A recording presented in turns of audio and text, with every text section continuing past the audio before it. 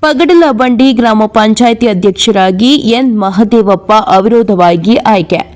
ಚಳ್ಳಕೆರೆ ತಾಲೂಕು ಪರಶುರಾಮಪುರ ಹೋಬಳಿ ಪಗಡಲಬಂಡಿ ಗ್ರಾಮ ಪಂಚಾಯಿತಿಗೆ ನೂತನ ಅಧ್ಯಕ್ಷರಾಗಿ ಎನ್ ಮಹದೇವಪ್ಪ ಅವರು ಅವಿರೋಧವಾಗಿ ಆಯ್ಕೆಯಾಗಿದ್ದಾರೆ.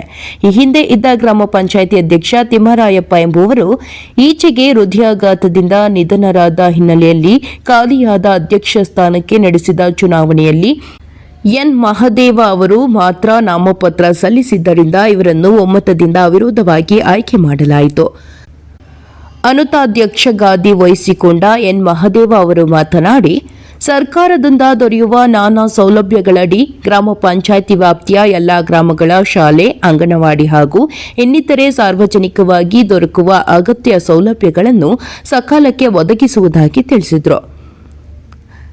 ಈ ಸಂದರ್ಭದಲ್ಲಿ ಚುನಾವಣಾಧಿಕಾರಿಗಳಾಗಿ ಬಿಇಒ ಸುರೇಶ್, ಪಿಡಿಒ ಬಸವರಾಜು, ಶಿಕ್ಷಣ ಇಲಾಖೆ ಶ್ರೀಧರ್ ಸೇರಿದಂತೆ ಗ್ರಾಮ ಪಂಚಾಯಿತಿ ಸದಸ್ಯರು, ಗ್ರಾಮಸ್ಥರು ಇದ್ದರು. ವರದಿ ಮಂಜುನಾಥ್, ಪ್ರಜಾಪವರ್ ಟಿವಿ, ಪರಶುರಾಂಪುರ.